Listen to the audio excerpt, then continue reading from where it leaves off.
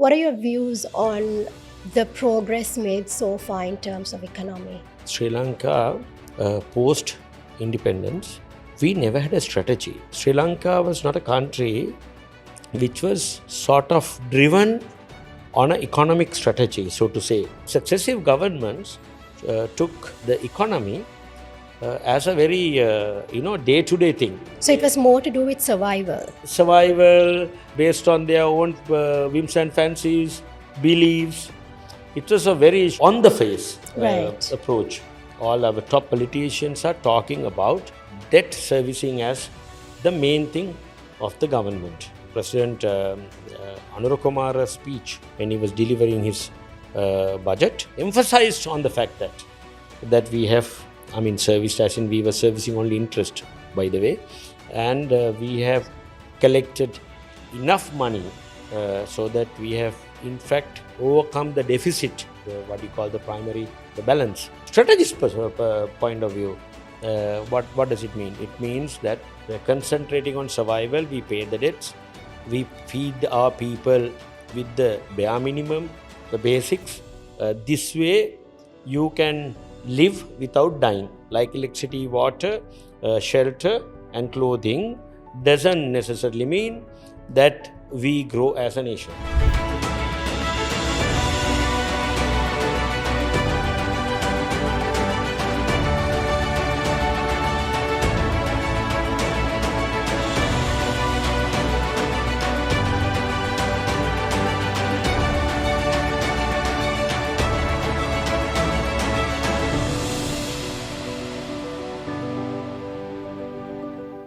Welcome everyone. You're watching Conversations with me, Alanki.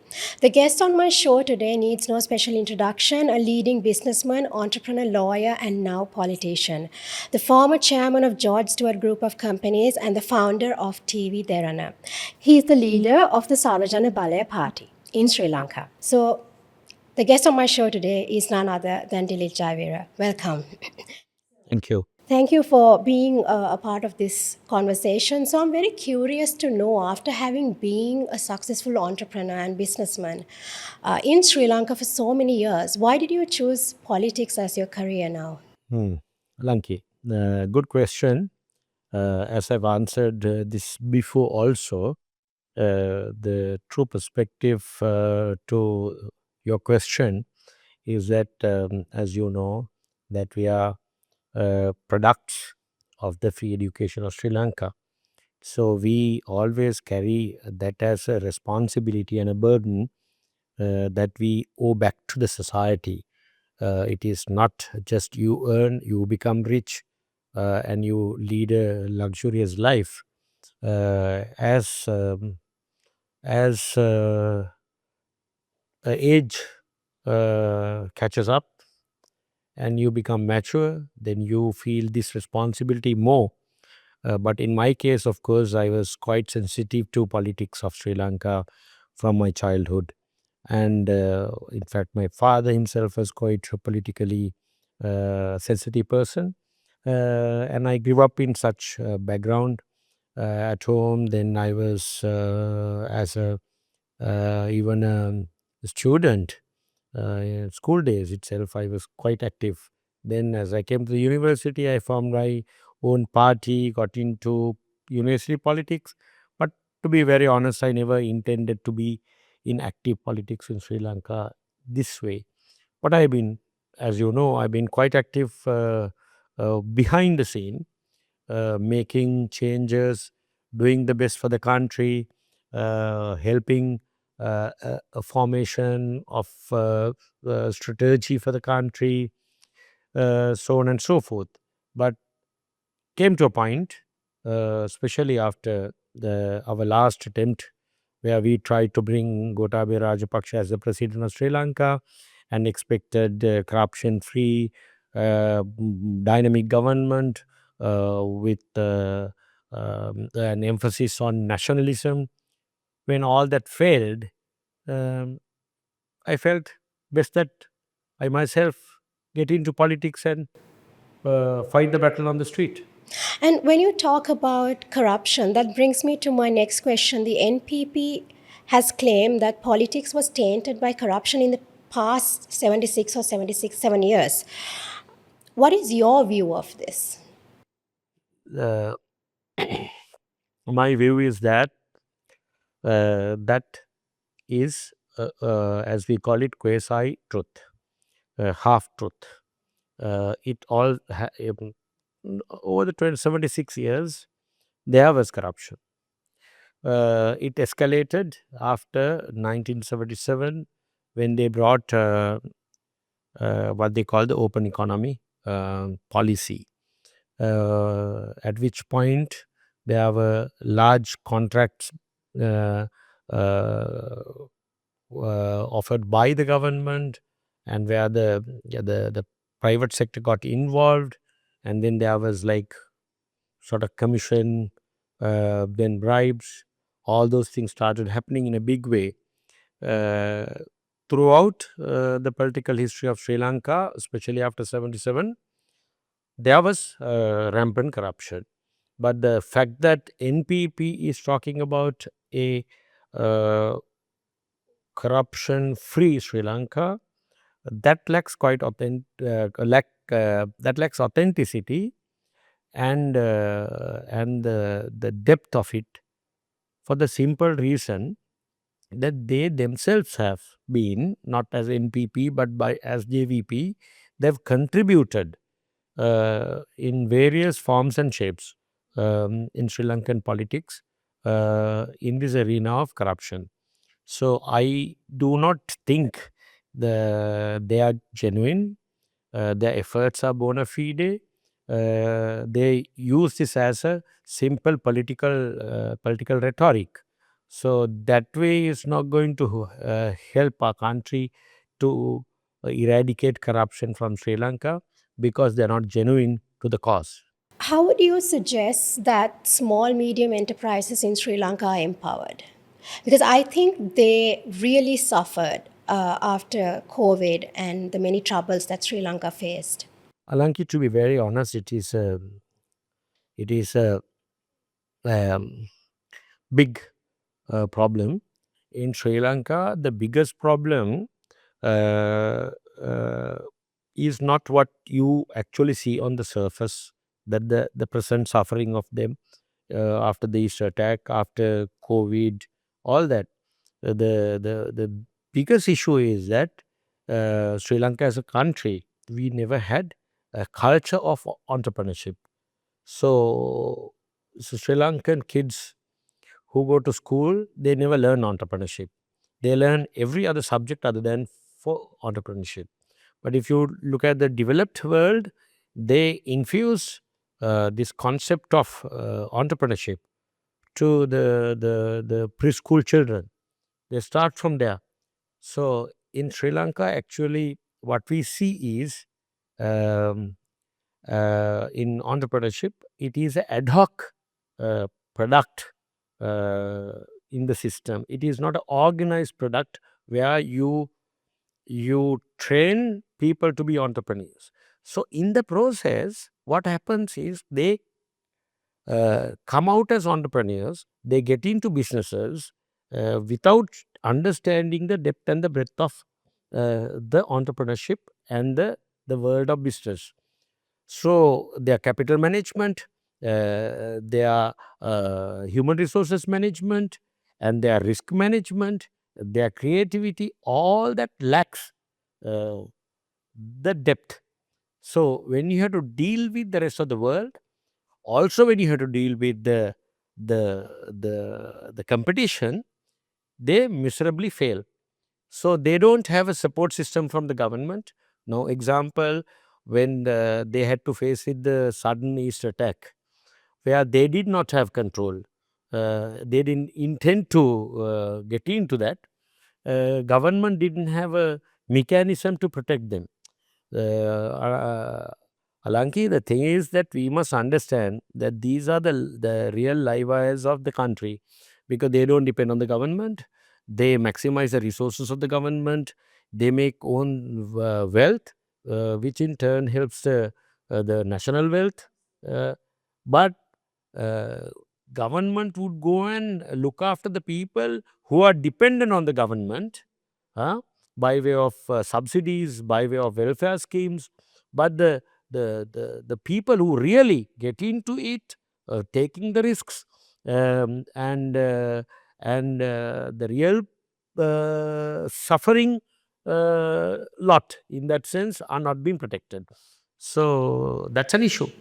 What are your views on the economy of Sri Lanka so far? I think significant progress was made between 2022 to 2024 after the economic crisis. What are your views on the progress made so far in terms of economy? See, I must tell you at the outset, Alanki, Sri Lanka, post independence, uh, we never had a strategy. Sure. Sri Lanka was not a country which was sort of driven on an economic strategy, so to say. Successive governments took the economy as a very day-to-day thing. So it They was more to do with survival. survival based on their own whims and fancies, beliefs. It was a very uh, very on the face Right. approach. So this is the biggest problem when there is no strategy. What happens is that you do ad hoc things and you take decisions day to day to face the challenges. In that context, Sri Lankan economy cannot be expected to grow. But when you mention about 23, 24, 22, 23, 24, the macroeconomic indicators um uh, showed that we were in trouble, and some started calling it bankruptcy. And from probably the international economic perspective, we were a bankrupt country. But that is from a traditional uh, uh, economist perspective. But truly speaking, we are a very rich country in terms of real assets or the resources. In that sense, we don't become overnight bankrupt because our assets are more than the liabilities. In reality, in a world of true living economics, you have to see how much assets one would have against the liabilities. So we in that sense we were not bankrupt. But however, that particular bankruptcy per se, as I see it, was a man-made bankruptcy. It had conspiracy. It had narrow-minded thinking. It had selfish people behind it. So it was really not a true economic downfall. However, let's forgetting that interpretation. Uh, we were very quick to overcome that because there was no real issue. Uh, then what is happening right now from then is to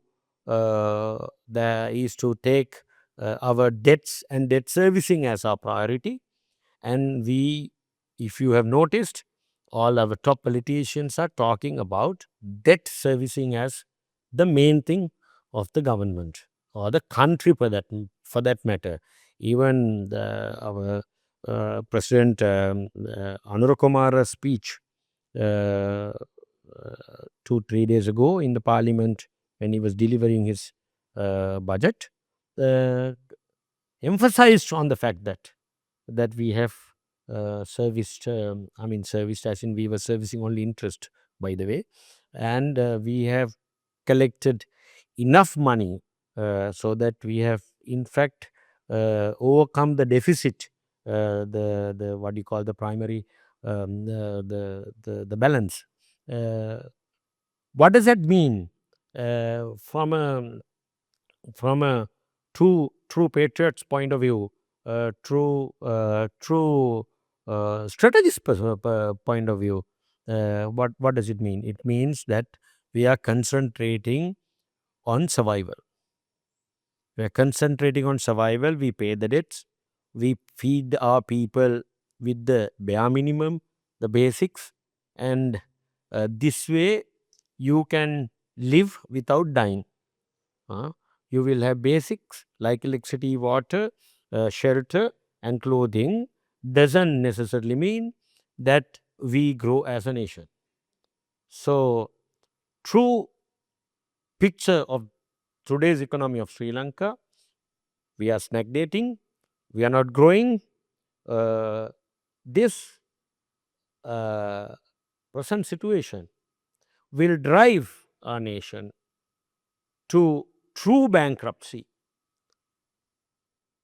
uh, true human suffering at some point if we go on this path. I think you made a very valid point when you said we are more focused on survival as opposed to having a long-term vision and strategy for the country. But do you not see that vision right now? No, if you have a vision and a strategy, President would not have taken 4.5 hours to read his budget speech. Why he had to read a 4.5 long budget speech was that budget speech did not have a content to cover strategies.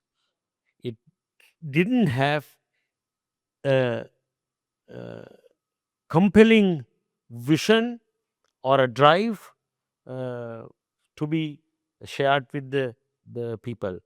So that is why he was going into petty issues where he takes 10 minutes to talk about 50 million rupee allocation for something and another 200 million rupee allocation. He spends so much time in explaining. So that way we are not going to move forward because you have to remember, or you should not forget, that we compete with the nations, our neighboring India, which is like the fourth fastest growing economy in the world. So you got to be uh, competitive. You got to be uh, aggressive to that point to uh, sort of match the levels of the thinking. It is sad. What do you think India is doing right that Sri Lanka can learn from? No, first of all, they stick to basics. This is, in fact, what we also talk about in our Sarvajana Balaya political narrative. First, they stick to their core nationalistic values, which helps India to motivate Indians. As you know, Alanki, any resource that you talk about, starting from, let's say, minerals to your water resources to your trees to anything that you have, they are uh, resources. You need to convert resources to assets. So the transition, then when you have a resource, you want to make it an asset. Who does that? People intervention. A human being only can do that. You have to go dig and find the gem. The other gems are there. They are resources for sure, but they're not assets. So India motivated their people, close to 1.4 billion, 1.4 and a half billion nation. They managed to motivate them on the basis that uh, them being true sons of Bharat. So that is where the concept of nationalism comes to the picture. When I and our party talks about nationalism, people in fact don't get the message. They think this is like racism.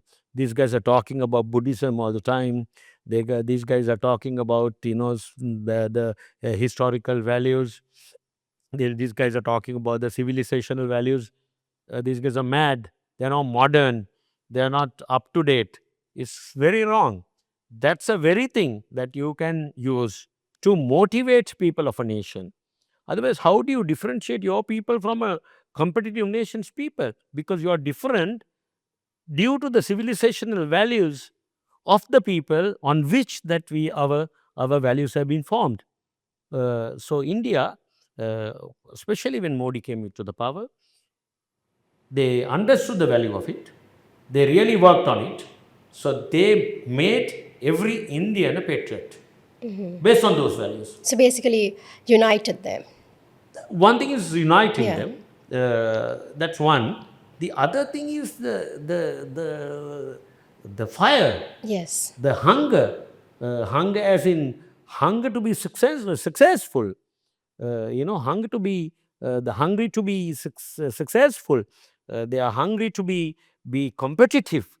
So they are a driven nation. Whereas if you take Sri Lanka, I'm sorry to say now today, what values are we talking about?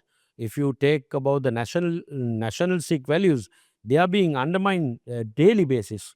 They are being ridiculed.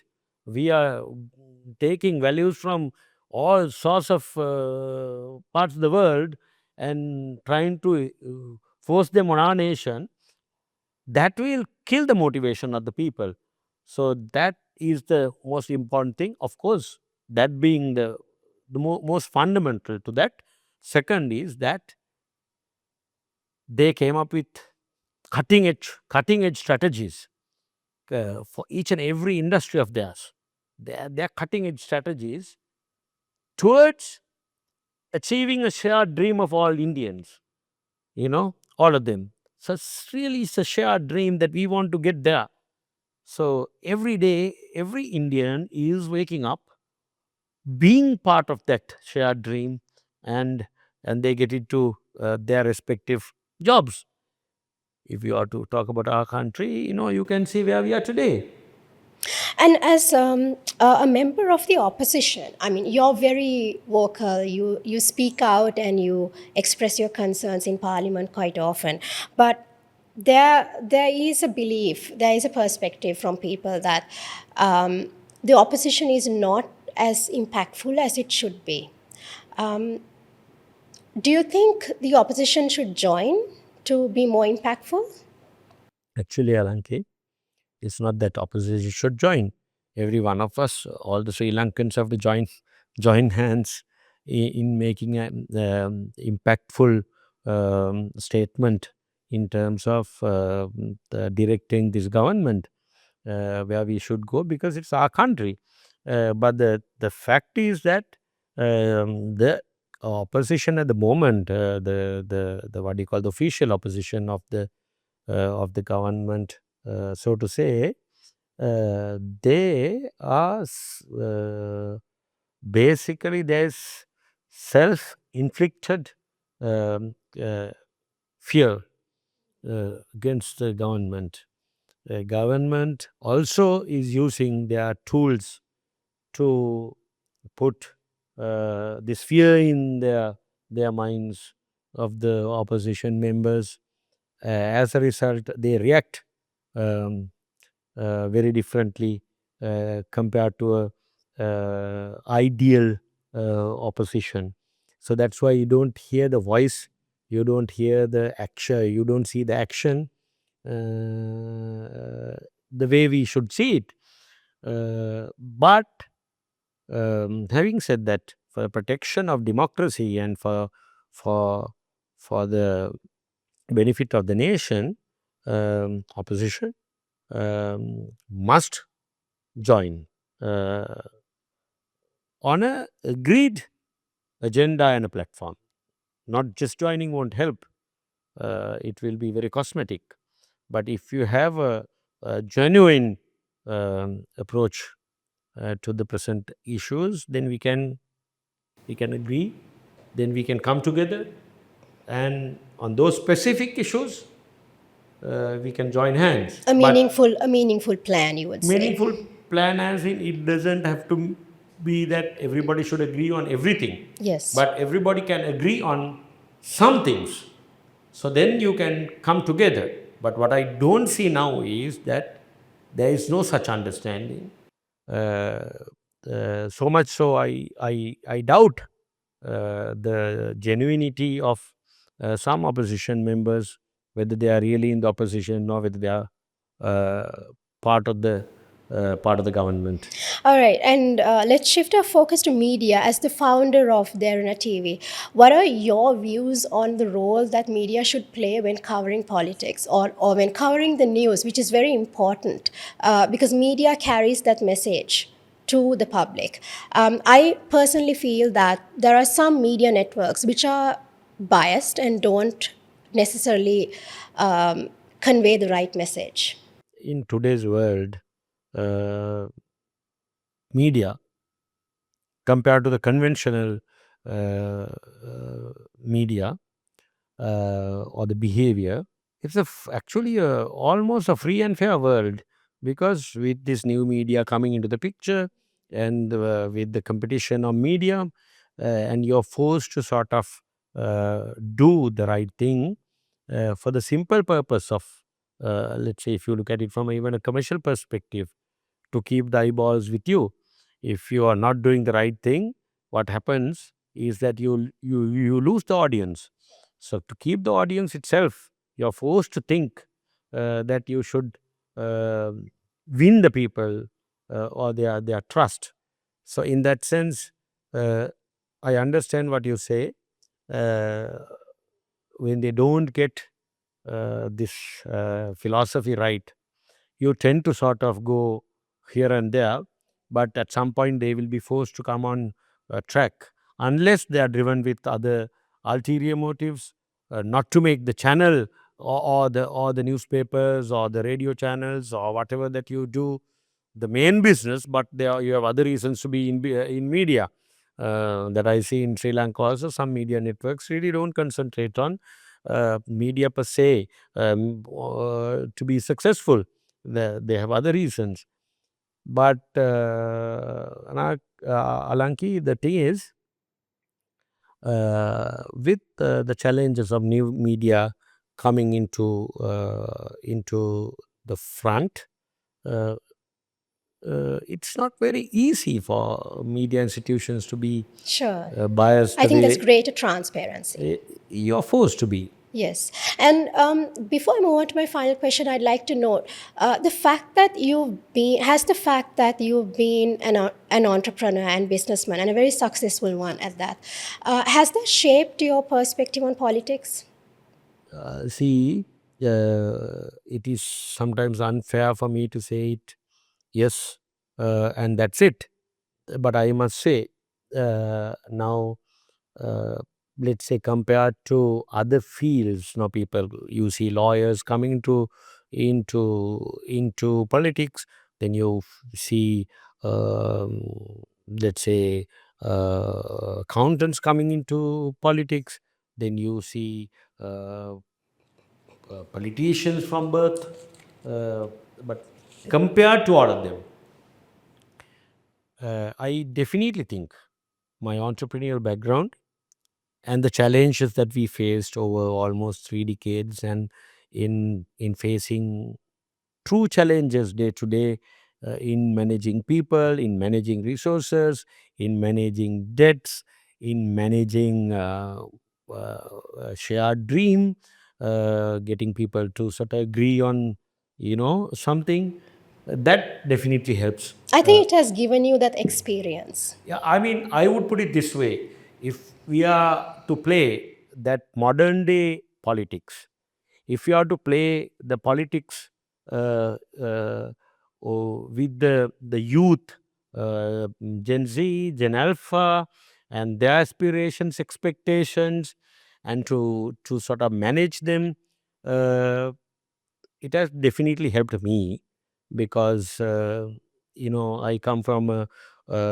more creative background in my business world.